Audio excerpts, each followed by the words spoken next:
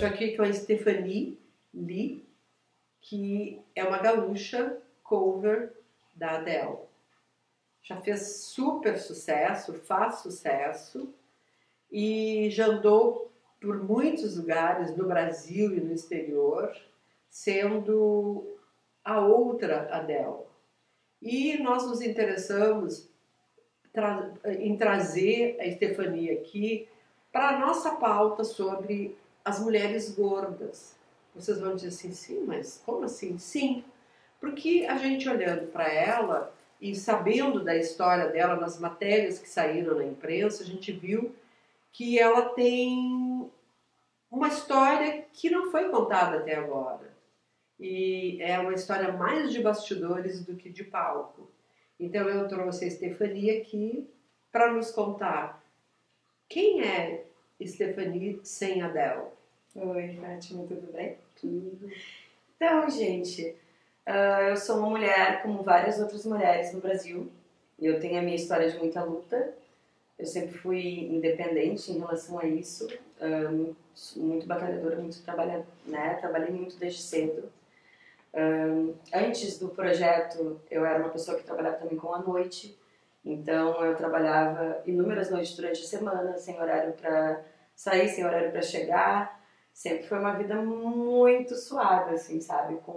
Tenho uma filha de 12 anos, que atualmente não mora comigo devido justamente pelo fato de eu trabalhar com esse corre de shows. Em Porto Alegre não tenho familiar, né? Que eu moro atualmente em Porto Alegre. E a tua filha tá com quem? Ela mora com a avó dela paterna. E porque eles são aposentados, então eles estão sempre em casa, eles vão poder prestar o apoio e a atenção que uma jovem de 12 anos precisa, que no caso, em muitos momentos eu não posso ter, né? Futuramente a intenção ela tá comigo, né? Mas só isso, eu acho que eu não sou muito diferente. Eu acho que a diferença é que às vezes a gente está atrás, na frente das câmeras, na tela de uma televisão, e as pessoas não têm ideia, imaginam naquela vida toda de glamour. Mas existe um ser humano, existe uma pessoa frágil, existe uma mulher. Tu falou que tu passou por muitas dificuldades, né, na infância, que isso te marcou, e que tu tem uma identificação com a Adele numa questão que é o corpo, um corpo que é um corpo fora dos padrões, sim, né? E vamos começar por aí. Isso te fez sofrer de alguma maneira? Em muitos momentos. Em muitos momentos eu passei por preconceito, em muitos momentos eu escutei palavras não legais em relação a isso, como se eu fosse limitada ao meu corpo e não a quem eu sou e ao meu talento. Já passei por isso, sim, em vários momentos da minha vida. E eu me identifico muito com ela justamente pelo fato de que ela defende a questão da saúde, a questão do bem-estar, do que ela, quando ela era gordinha, ela se aceitava do jeito que ela era. Agora ela passou por um processo de emagrecimento, né? Foi até um assunto, né, em 2020, o quanto ela emagreceu, mas ainda assim ela não fez alvoroço, sabe? Ela emagreceu. E tu queres fazer isso também? Eu quero passar por um processo em relação à aceitação comigo mesma. Eu nunca tive um ideal de padrão de corpo, assim, eu quero ser uma mulher gostosa aos padrões da sociedade. Mas eu quero me sentir bem, eu quero algo que não interfira em relação à minha saúde. Como é que tu vai continuar como cover da Adele se ela vai ter um outro corpo? Porque ela emagreceu agora? Pois é. Então, o nosso projeto ele é baseado no Hello Adele Tribute. Ele é baseado no Royal Albert, né, que é o DVD que ela gravou em 2009, lá em Londres. E naquela época a imagem dela era uma gordinha. Então isso não interfere. Se em algum momento a gente tiver que se adaptar em relação a isso, tiver as outras músicas e for mudado o projeto e for mudado a proposta em relação a isso, e eu precisar fazer um processo disso, pretendo, não tem problema nenhum, porque eu me vejo como uma artista, assim como uma artista de televisão, uma atriz, um ator, que tem que fazer as mudanças do corpo, as mudanças do cabelo. Meu cabelo, não, eu sou morena, eu tô loira por causa do projeto, por causa dela. Então, se eu tiver que me adequar em relação a isso, eu vou me adequar. E quem é a Stephanie atrás dessa personagem?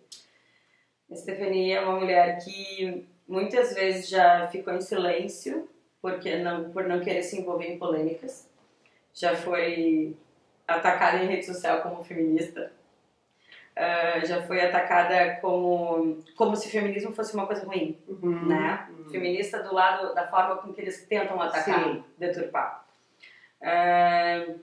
Eu sou uma pessoa que eu já passei por muitas batalhas na minha vida, eu sou uma pessoa que eu já fui vítima de pedofilia, e eu não tenho vergonha hoje em dia de dizer sobre isso, porque... Foi um padrasto? É a primeira vez que estou falando sobre isso também, é muito complicado.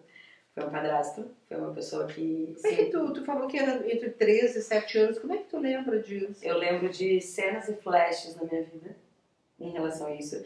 Eu nunca quis expor isso na realidade porque eu não queria que as pessoas me rotulassem por uma causa em si. Eu queria que as pessoas me conhecessem pelo meu trabalho. Me dessem voz pelo talento que eu tenho, pelo que o que eu estudei a minha vida inteira. Agora, se eu chegar numa proporção e num tamanho de imagem em que esse trabalho todo que foi feito, eu não puder usar essa voz para ajudar outras crianças e outras mulheres que já passaram por muitas coisas que eu já passei, de que vai adiantar a fama e todo o trabalho que eu tive até hoje?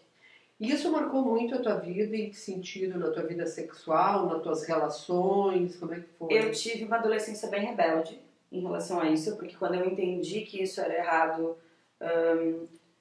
eu não tive o apoio correto, assim, de quem me cuidava. Então... Quem te cuidava? Minha mãe, assim, ela também vivia uma situação tóxica, então ela acreditava que... Fazia parte, que era uma manipulação minha, que eu estava com ciúme, que eu estava mentindo. Ela não acreditou em mim. Mais comum do que se pensa. Principalmente antigamente. Hoje em dia é um pouquinho mais fácil a gente ter acesso a essa informação, e justamente porque mulheres colocam a cara a tapa para falar sobre a sua história. E isso não nos define, é isso que eu queria que as pessoas entendessem.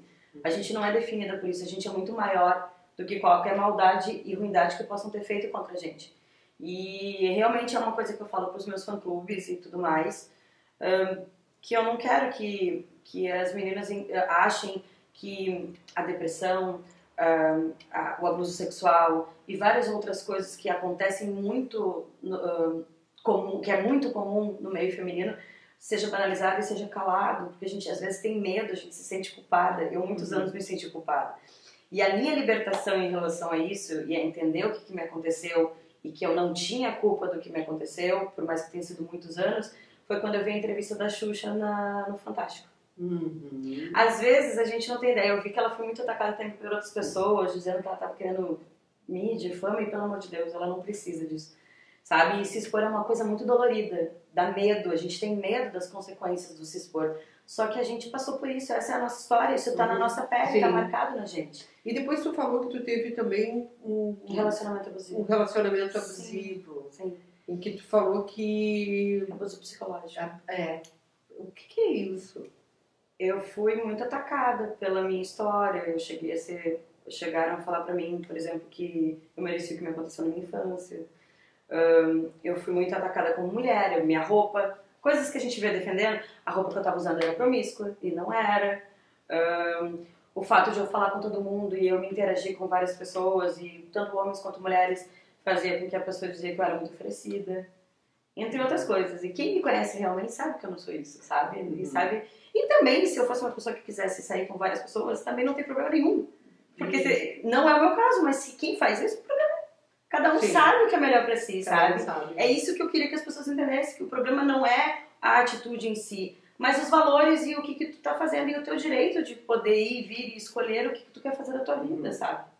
Mas é muito difícil se colocar sem medo, assim. E tu acha que em algum momento da tua vida tu vai ter a grande artista Stephanie Lee ao invés da cover de uma... Eu quero muito, assim, que de uma forma muito sóbria e de uma forma muito calma, de uma forma muito bem estudada, que eu acho que porque eu sou taurina, eu tenho aquele costume de ter o pé muito no chão, sabe? Eu não gosto de fazer as coisas sem pensar no amanhã. Não, calma, vamos com calma, vamos respirar. Porque eu já tive minha fase ansiosa, de querer colocar a carroça na frente dos bois, né? Deu muito errado, é?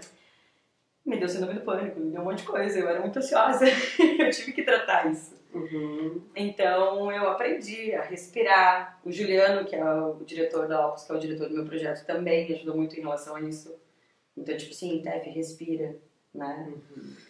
vai, relaxa. Eu comecei a me aproximar muito mais também da minha religião, não minha religião, mas da minha fé. Qual é a né? fé? Eu sou cristã. Uhum. Eu não me intitulo espírita ou evangélica ou Sim. católica. Eu sou cristã, eu acredito em Deus. Uhum. E Isso te deu uma força. muita força. Muita mesmo, assim. Eu queria que as pessoas pudessem, em algum momento da vida, sentir o que eu sinto. Independente da fé de cada um. E tu acha que isso te libertou de muitos medos? Muita coisa. Olha. Porque hoje em dia, antigamente eu me sentia sozinha, antigamente eu me sentia desamparada, antigamente eu não tinha perdoado as coisas que tinham me acontecido, sabe? Aquilo ali ficava preso na garganta. E hoje em dia eu sei que algumas coisas não eram de Deus, isso não é culpa de Deus o que aconteceu comigo, faz parte da minha história e eu tenho que aceitar isso. Tem uma frase tua que eu amei, que dizia assim: eu serei a minha própria salvadora. Que é de uma música da Adele. E o que é ser a sua própria salvadora? Essa Não música esperar de ninguém, né? Eu por muito tempo esperava a coisa das pessoas e me frustrava. E aí eu comecei a entender que o erro estava em esperar das pessoas. A gente ganha o que a pessoa acredita ser o limite que ela pode te dar. Cada um oferece o que tem dentro de si. O que pode, né? O que pode, no nível de compreensão dessa pessoa. Eu tive que fazer 1 ano de terapia ano passado, várias outras coisas para entender isso, sabe? Tive que me aproximar também para mim de Deus, para entender sobre isso. E perdoar. Porque quando a gente carrega aquela dor, isso aí influencia em várias outras coisas. E quando tu perdoa, as estradas se abrem, né? Totalmente. Tu pode caminhar sobre Totalmente. elas. E o perdoar não quer dizer que eu tenha que perdoar, esquecer, deixar pra trás e me calar. Não, porque É viver com isso. Muitas pessoas que passam por isso e que às vezes não tiveram o acesso que eu tive a algumas informações. Ou que pesquisaram de forma errada. Eu pesquisei muito. Eu pesquisei sobre narcisismo, eu pesquisei sobre pedofilia, eu li o livro da Xuxa sobre a vida dela, em que ela fala e ela conta sobre episódios que aconteceram na vida dela. Então são coisas muito pontuais pra mim, sabe? E eu não quero que as mulheres sejam rotuladas por isso. Tu acha que a pedofilia, o pedófilo e o abusador são também vítimas? Eu assisti um filme chamado A Cabana, que abriu minha mente para muitas coisas, tá? Eu não consigo, talvez eu não tenha esse nível, talvez, de evolução em relação a defender um pedófilo. Eu acho que existe uma doença. Não é defender, é entender. Eu acho que existe uma doença em relação a essa pessoa, mas eu acredito também que existem consequências que devem ser feitas em relação a isso. Se a pessoa não está apta a conviver numa sociedade de uma forma normal em relação a isso, então cometendo crimes, não tem como. Se existe uma vítima por trás daquele pedófilo, se ele foi vítima também de pedofilia, existe também a história que a pessoa vai trilhar depois, o que ela teve acesso ou não. Eu fui vítima de pedofilia e eu nunca faria isso com nenhuma criança. Eu nunca faria isso com nenhuma outra pessoa.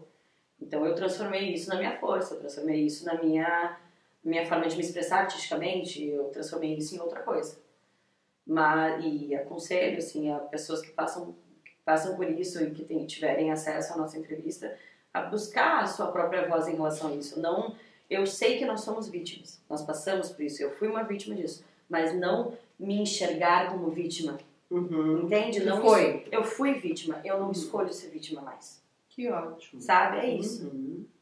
A gente tá com Que bom que tu veio aqui, a Stephanie Lee, filha de uma mãe francesa, Stephanie, e Lee é uma invenção dela, que eu adorei, que ela procurou, como ela ia se posicionar nas redes sociais, nenhum sobrenome dava, aí numa madrugada ela disse Stephanie Lee, e pronto. Pronto, resolvido, gente. Não tem história. Maravilha!